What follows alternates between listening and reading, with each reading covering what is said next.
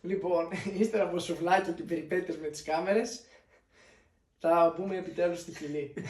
Πιο πολύ πρέπει να διήρκησε Βαρύναμε λίγο. το βίντεο Ναι, ισχύει. παρά το ταξίδι στη Χιλή. Πραγματικά. Λοιπόν, οπότε πάμε σε κάτι τελείως διαφορετικό από ψητοπίων και πολιτισμού κυρίως. Τη Χιλή και τη Βολιβία, την τρίτη μας ενότητα. Και ξεκινάμε πρώτα με τη Χιλή, που από το Σαντιάγκο πέρασε στο Σαν Πέντρο και μετά στην έρημο Ατακάμα. Σωστά. Ερώτηση. Ναι, το Σαν Πέντρο Είναι μέσα μια εκεί πόλη στην μέσα έρημο. στην Ατακάμα. Ναι, πόλη. Ένα χωριό. Οκ. Ωραία. Τώρα θέλω να μου πεις λίγα πράγματα που σου έρχονται στο μυαλό για το Σαντιάγκο, όχι τόσο αναλυτικά, αλλά πιο επιγραμματικά για να δώσουμε βάρος μετά στα επόμενα. Ναι. Και το χαρακτηριστικότερο που θυμάμαι στο Σαντιάγκο είναι ότι έχει φοβερή θέα. Γιατί από όπου είσαι βλέπεις Σάνδης. Α, πρέπει να είναι ένα πολύ ωραία. Κατάλαβες, δηλαδή βλέπεις και εκεί που τελειώνει η πόλη έχει τα βουνά από πίσω. Είναι μεγάλη πόλη, δεν είναι μικρή, αλλά αυτό είναι το πιο χαρακτηριστικό που θυμάμαι από όλα. Μετά εντάξει, είναι σαν να έχει δύο κόσμους στο Σαντιάγκο. Γιατί έχει μεν πιο ιστορικά κτίρια και παλαιότερα, γιατί και αυτοί έχουν πολύ τέχνη, πολύ ποίηση κτλ. Όλα αυτά τα έχουμε κάνει στο tour. Γι' αυτό τα ξέρω. Γι' αυτό σας λέω πάντα τα walking tours είναι τα καλύτερα απ' όλα. Αλλά έχει και πάρα πολύ καινούργια κτίρια. Δηλαδή ουρανοξύστες τύπου. Καταρχάς έχει το υψηλότερο κτίριο στη Νότια Αμερική. Είναι ο Σαντιάγκο. Ένας ουρανοξύστερας όλος γυάλινος. Οπότε δηλαδή έχει και κέντρο τύπου πολύ busy και έχει και πιο ιστορικό κομμάτι, πιο παλιό, ας πούμε πλακόστρωτα, ναούς, εκκλησίες, τέτοιο στυλ. Οπότε τα συνδυάζει και τα δύο. Οκ, τέλεια. Τώρα θα συμπτύξω τις άλλες δύο ερωτήσεις σε μία. Ναι. Θέλω να μου πεις ποιο ήταν το αγαπημένο σου τοπίο στο Σαν Πέντρο και αν υπήρχε κάποιο αγαπημένο τοπίο εκεί.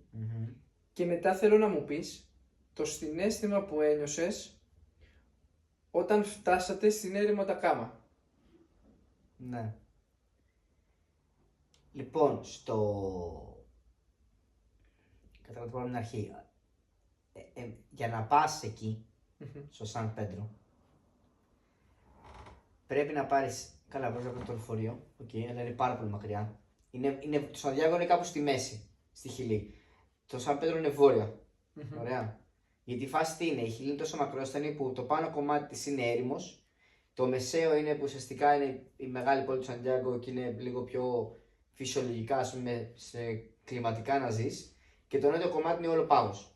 Γιατί είναι πολύ χαμηλά στην Ναι, αυτό μου το Παταγωνία. έχεις πει και στο τηλέφωνο και η αλήθεια είναι ότι είχα εντυπωσιαστεί από αυτό γιατί δεν το γνώριζα. Ναι. Ότι είναι σε τρεις Έχει διαφορετικά πολλές κλίματα. αλλαγές κλιματικά. Οπότε, πήραμε αεροπλάνο, πήγαμε στο Καλάμα, ένα αεροδρόμιο κάπου στη μέση του πουθενά, το οποίο είναι ουσιαστικά κοντά στην έρημο.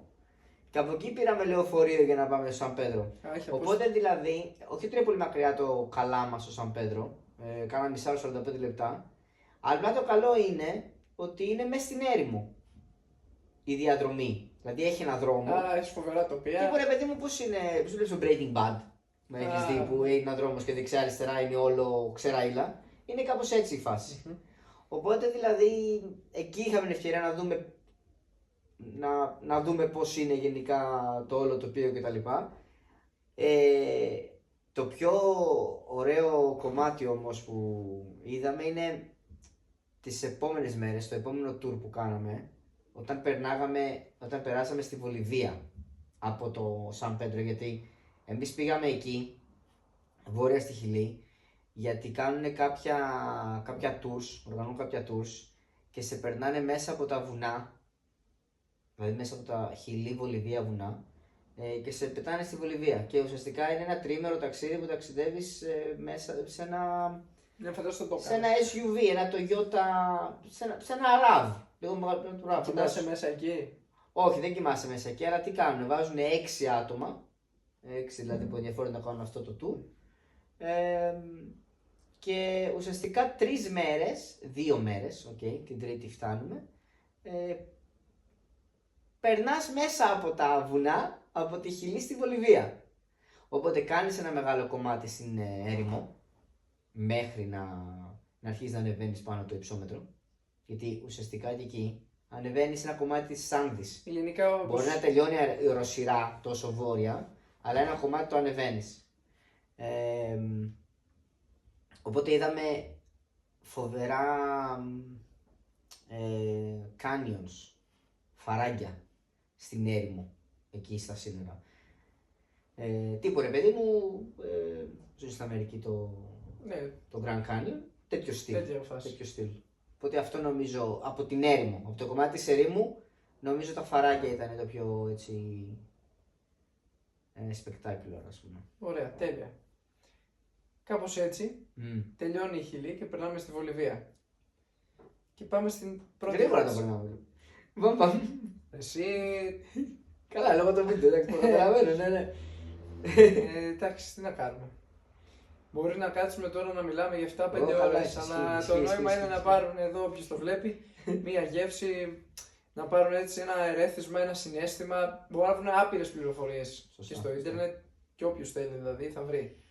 Εντάξει, το συγκεκριμένο βίντεο βοηθάει γιατί εμείς αναφέρουμε τις πόλεις, αλλά καλό είναι να κάποιος ενδιαφέρεται, αν πάει και τους δει στο χάρτη, ναι, πρέπει να μελετήσει. Για να καταλάβει λίγο πώς έχει γίνει όλο το tour. Δηλαδή, άμα θες να κάνεις τέτοιο ταξίδι, πρέπει να βάλεις μια διαδρομή στο κεφάλι σου. Οπότε, άμα γκουγκλάρουν στο χάρτη της πόλης που αναφέρουμε, θα μπορούν να καταλάβουν. Ίσως το φτιάξω κι εγώ αυτό. Θα φτιάξω το σχεδιάγραμμα για το χάρτη για να το βάλω σωστά.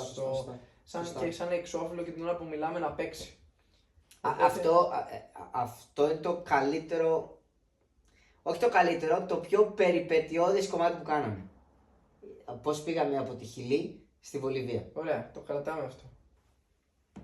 Λοιπόν, στο Σαν Πέντρο, καταρχάς το Σαν Πέντρο είναι ένα χωριό τύπου ρε παιδί μου Flintstones η φάση. Ναι, μέσα στην έρημο και δεν μπορείς να φανταστείς πόσους τουρίστες έχει. Είναι τρελό. Είναι τρελό γιατί όλοι πάνε εκεί, έχει πάρα πολλά γραφεία που κάνουν διάφορα tours μπορεί να είναι ημερήσια, μπορεί να είναι κάποιες ώρες και να σε γυρίζουν πάλι πίσω. Ένα από τα tours που κάναμε είναι να σε μεταφέρουν από τη Χιλή στη Βολιβία. Συγκεκριμένα δηλαδή από το Σαν Πέντρο στο Ουιούνι. Ναι, στο Ουιούνι. Ένας πολύ ωραίος τυπάκος οδηγός εκεί, σίγουρα από ρίζες Ινδιάνων, εμφανισιακά όπως ήταν. Ευχάριστος, δεν μιλάει γρή λέξη αγγλικά. Να οδηγάει, ξέρει. Μπράβο, είχε ένα Toyota, ένα Jeep, με μπιτόνια βενζίνη από πάνω, γιατί σου λέω ταξιδεύαμε στα βουνά, δεν υπήρχαν βενζινάδια και τέτοια. Αποθέμε ιατροφαρμακευτικής περίοδος. Ποιος, τι. Γι' αυτό σε ρωτάω, τι σημαίνει, ξεπετάνε κάτω. Υπογράφεις φόρμες, Ναι. Βέβαια. Δική σου ευθύνη, ό,τι θες. Άντε. Βέβαια, υπογράφεις κάτι χαρτιά, σου λένε δική σου ευθύνη και σου λέει πάρε μαζί σου ένα 5 λίτρο νερό και χαρτί υγείας. Γιατί δεν θα έχει όπου σταματήσετε, γιατί μπορείτε όπου σταματήσετε να είναι όπου σταματήσετε. Και εκεί που θα σταματήσετε, αν έχει κάνα μαγαζί, χρεώνουν το χαρτί υγείας. Σε χρεώνουν. Σου λέει, θες να πας στο λεπτά. Θα πληρώσεις για να σου δώσουμε.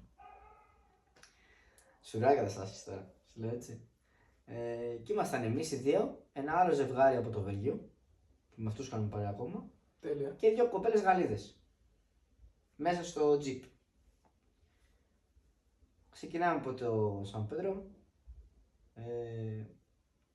Εντάξει, έρημος ρε παιδί μου εκεί η φάση. Και πρέπει να περάσουμε τα σύνορα.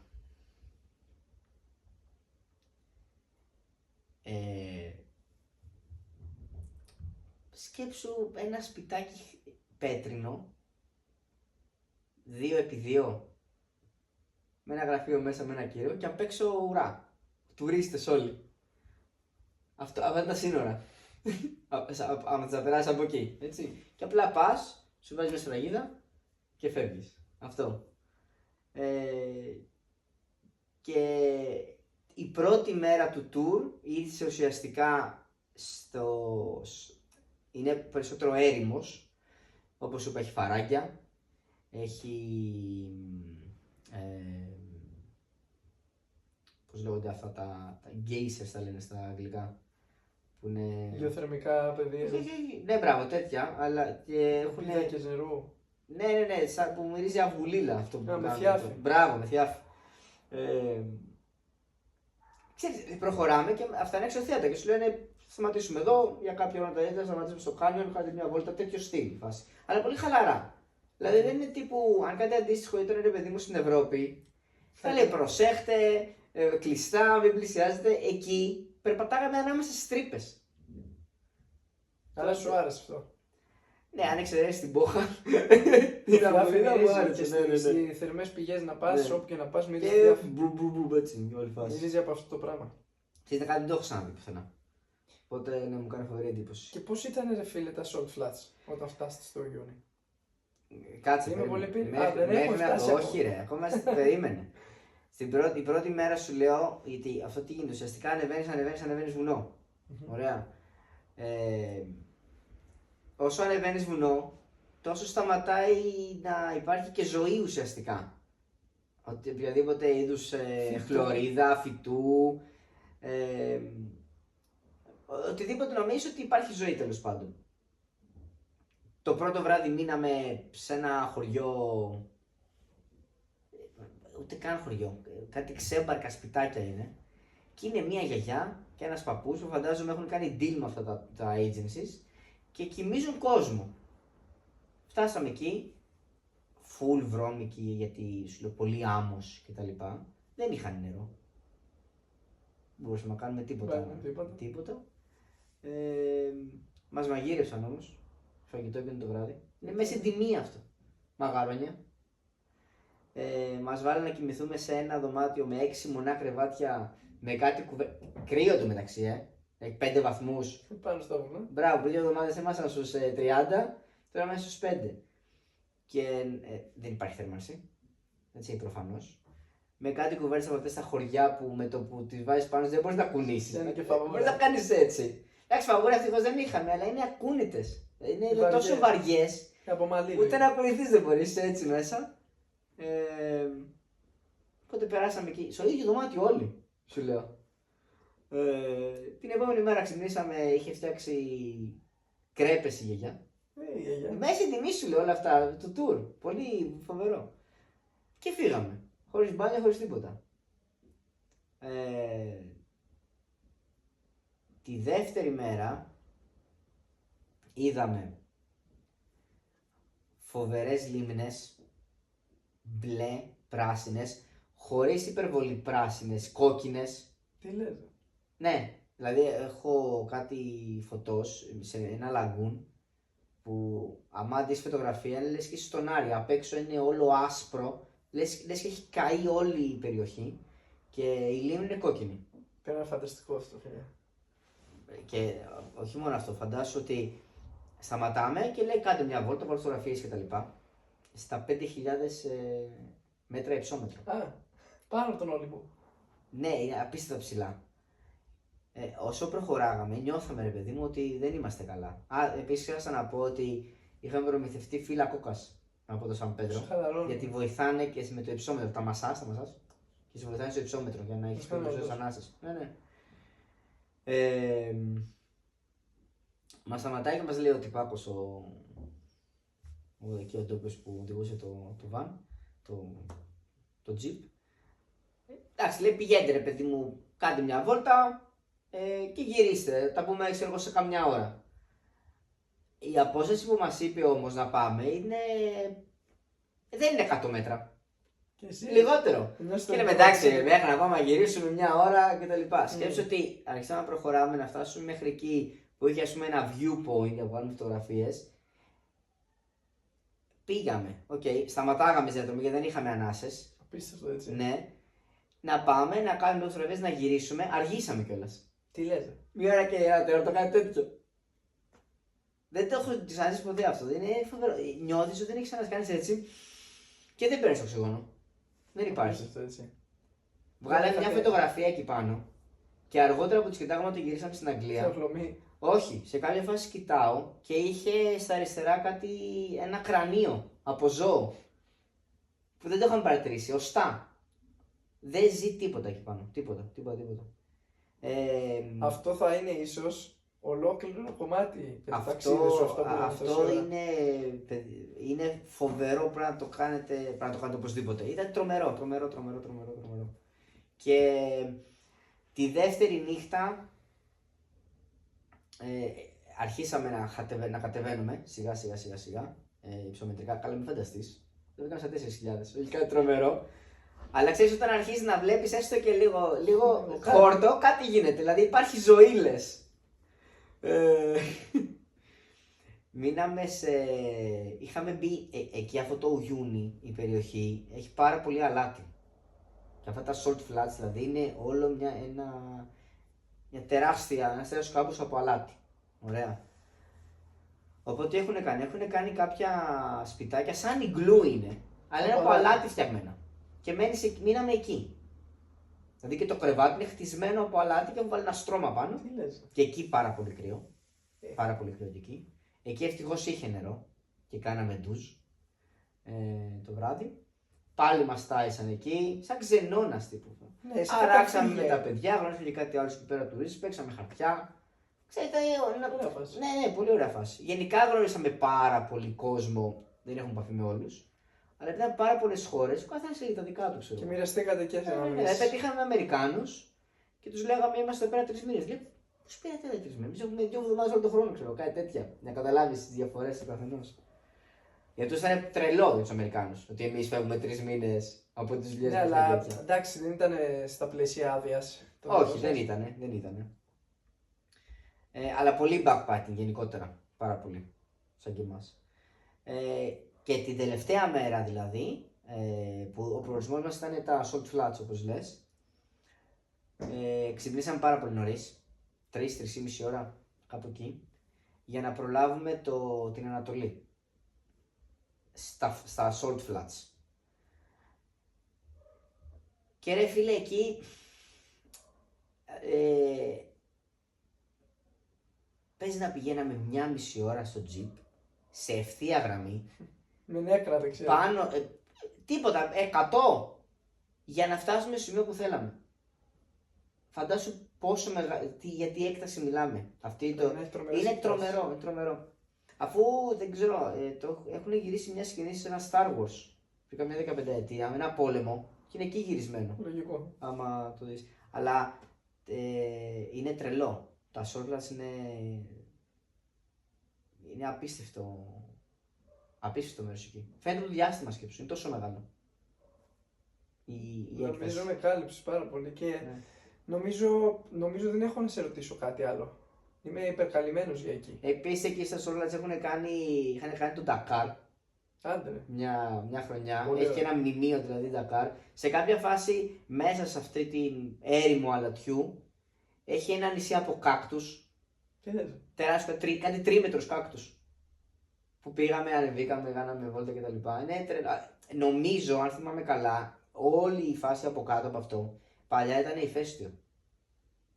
Και κάτι έγινε, δεν ξέρω ακριβώς τι, και είχε μισή αλάτι από εκεί και πέρα. Τώρα βέβαια μιλάμε εποχή δεινοσαύρων. Όχι πρόσφατα. Τρελό. Φοβερό 3-day trip. Απίστευτο. Τρομερή εμπειρία. Γράφε. Τρομερή εμπειρία. Αυτό πήγαινε κάτω, μην κάνεις τίποτα άλλο, κάνω αυτό. Αν να κάνεις ένα πράγμα. Εντάξει, απλά από ό,τι μου λες, για να κλείσουμε και με αυτό, αυτά τα ταξίδια απαιτούν υπομονή, φυσική κατάσταση. Είμαστε καλύτερα τότε. Αλήθεια είναι αυτό. Απαιτούν ένα σύνολο πραγμάτων. Δεν είναι πάω στη Ρώμη να φάω μακαρόνια. Όχι. Θέλει υπομονή, έχει ταλαιπώρια. Έχει. Πρέπει να είσαι προετοιμασμένος γι' αυτά. Δηλαδή να ξέρεις ότι θα λερωθείς, μπορεί να μην κάνεις μπάνιο. Δεν θα σου είναι τα πράγματα όπως θα δεν έχει ίντερνετ. Δηλαδή, μέχρι το κάτω που βρίσκαμε ίντερνετ. Μας είχαν πει 3 μέρες δεν θα έχεις ίντερνετ. Δεν θα έχει σήμα. Δεν είχαμε ενημερώσει και είχαμε πει γνωστούς φίλους για 3 μέρες δεν θα μας βρείτε. δεν θα έχουμε ούτε καν σήμα. Και ελπίζουμε για τις 3 μέρες αυτές. Ναι, αυτό. Οπότε δηλαδή πας με άλλο mindset.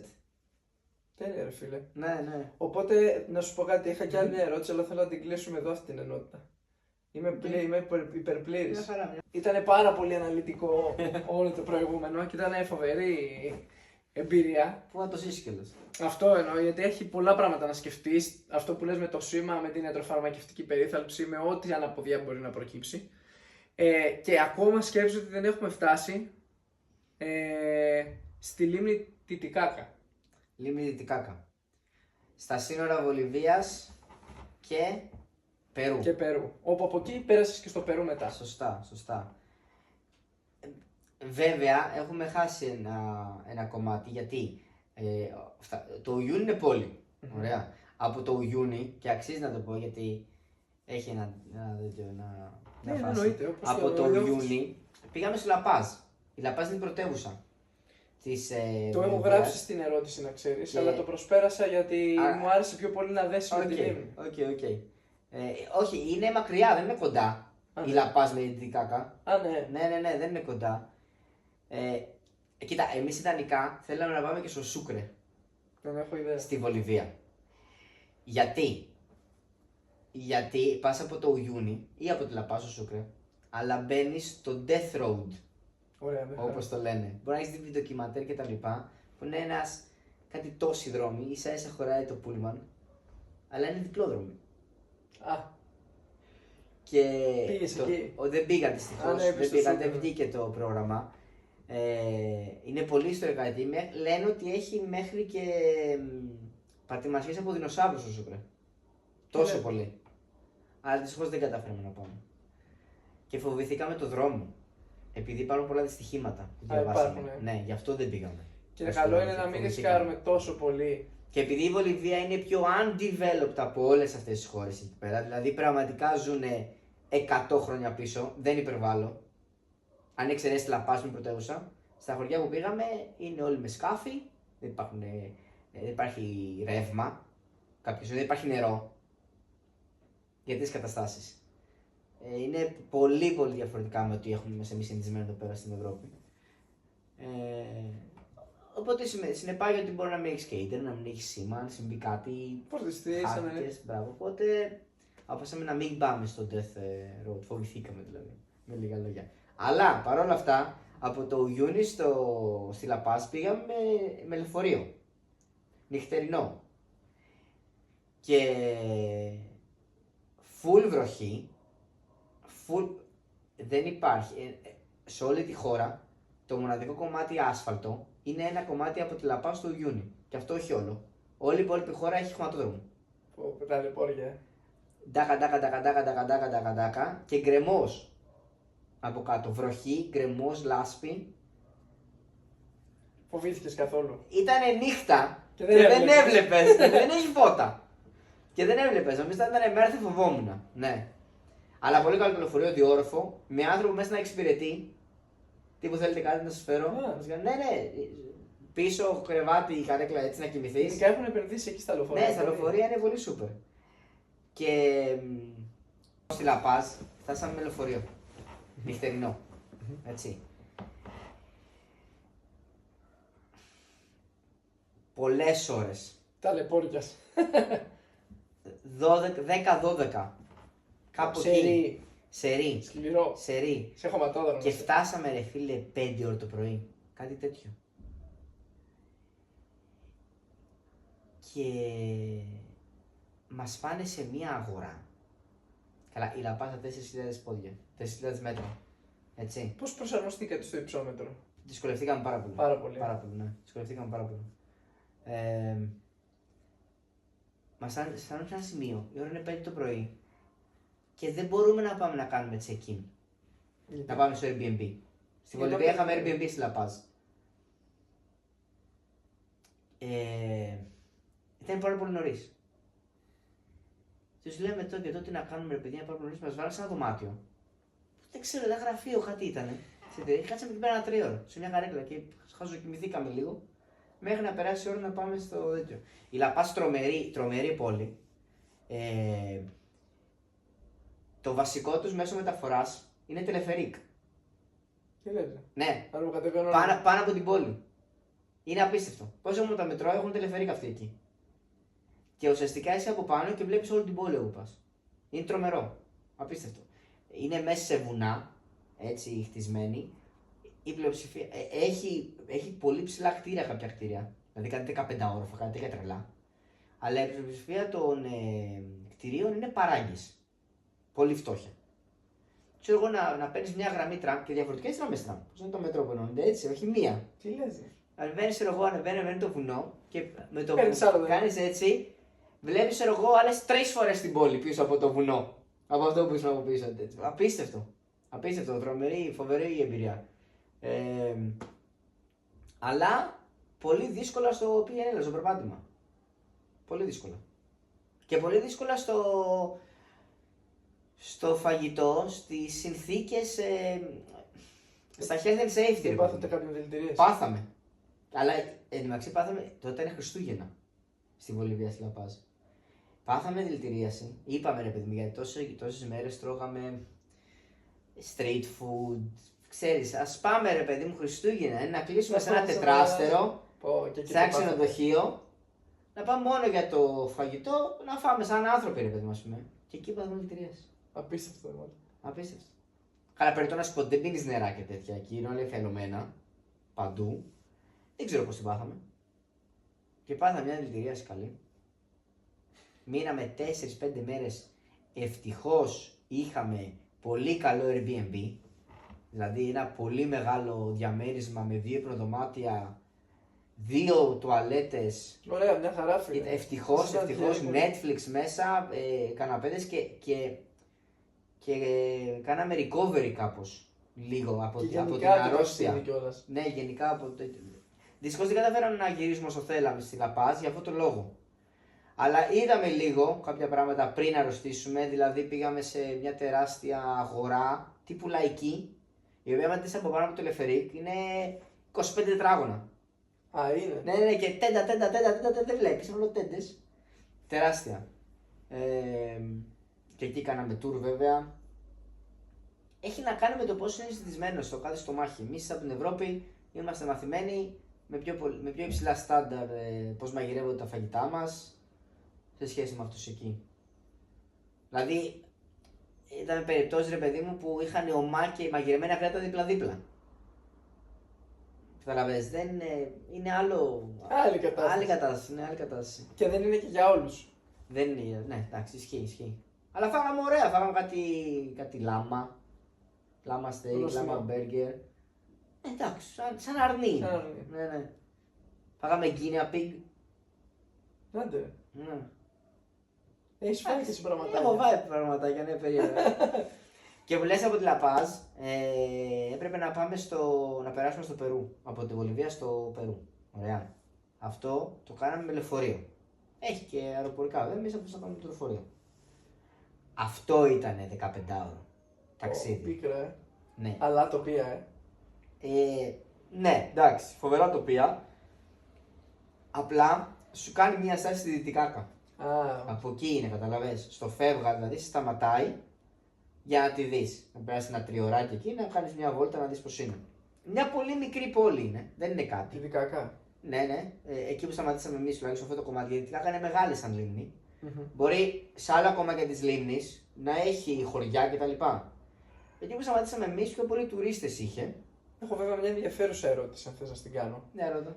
Αν έζησες λίγο τη ζωή των ντόπιων γύρω από τη λίμνη και αν ήρθες σε επαφή με κάποιον άνθρωπο από εκεί και ξέρεις, συζήτησες κάποια πράγματα. Στη λίμνη όχι, αλλά γενικά στη Βολιβία και στο Περού μίλησα με ντόπιους, οι οποίοι ντόπιοι σου λέω κάποιοι μένουν πραγματικά σε παράγκες και ζουνε μόνο επειδή μπορεί να έχουν 2 λάμα, 2 αλπάκα, γιατί εκεί αυτοί τα έχουν όπως εγώ μέσα στα πρόβατα. Δηλαδή παίρνουν το μαλλί, παίρνουν το γάλα, να τα σφάζουν και να τα τρώνε. Οπότε είναι αυτή η ζωή τους. Δεν έχουν κάποιες σκότες. Δεν είναι ότι δουλεύουν και βγάζουν κάπως χρήματα. Το επιβιώνουν μόνο από ζώα που μπορεί να έχουν. Κτηνοτρόφια, το πούμε. Ναι ρε παιδί μου, αλλά κάποιοι μπορεί να έχουν ελάχιστα. Καταλαβες. Οκ, δεν μπορείς να πεις και πολλά με αυτούς τους ανθρώπους. Okay. Τι ακριβώς να ζητήσεις. Αλλά έχει πολύ ενδιαφέρον το πώς οι ενδυμασίες τους είναι full πολύχρωμα, όλα.